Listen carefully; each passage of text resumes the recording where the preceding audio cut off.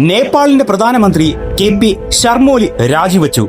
തെരുവുകളിൽ വലിയ ജൻസി യുവാക്കളുടെ പ്രക്ഷോഭങ്ങൾ. കുറഞ്ഞത് 19 പേരുടെ ജീവൻ നഷ്ടപ്പെട്ടു. പ്രതിഷേധക്കാർ പ്രധാനമന്ത്രിയുടെ ഓഫീസ് വരെ കൈയേറി. ജൻസി തലമുറ എന്നത് 1997 മുതൽ 2012 വരെ ജനിച്ച യുവാക്കളെയാണ്. ടെക്നോളജിയിലും സോഷ്യൽ മീഡിയയിലും വളർന്ന ഇവരെ ഡിജിറ്റൽ നേറ്റീവുകൾ എന്നാണ് വിളിക്കുന്നത്. ഈ പ്രക്ഷോഭത്തിന് തുടക്കം കുറിച്ചത് സർക്കാർ ഫേസ്ബുക്ക്, ഇൻസ്റ്റഗ്രാം പോലുള്ള പ്ലാറ്റ്ഫോമുകൾ അടുത്തിടെ നിരോധിച്ചിരുന്നു.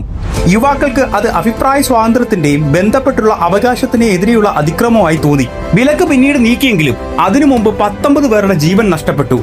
അതോടെ പ്രക്ഷോഭം സോഷ്യൽ മീഡിയയെക്കുറിച്ചുള്ള പോരാട്ടം മാത്രമല്ല, അഴിമതി, സ്വജനപക്ഷപാതം, നേതൃത്വ ഉത്തരവാദിത്ത ഇല്ലായ്മയ്ക്കെതിരെയുള്ള വിപ്ലവമായി മാറി. ജനപ്രക്ഷോഭത്തെ തുടർന്ന് ഒളിവിലായിരുന്ന പ്രധാനമന്ത്രി 2025 സെപ്റ്റംബർ 9 രാജിവെച്ചു. നേപ്പാളിന്റെ രാഷ്ട്രീയ ചരിത്രത്തിലെ വലിയ വഴിത്തിരിവാണ്. ഇത്തരത്തിലുള്ള ജനകീയ പ്രക്ഷോഭങ്ങൾ നേപ്പാളിൽ മാത്രം ഒതുങ്ങുന്നതല്ല. കഴിഞ്ഞ വർഷം ബംഗ്ലാദേശിലും അടുത്തിടെ ഇന്തോനേഷ്യയിലും ജൻസികൾ തെരുവിലിറങ്ങി.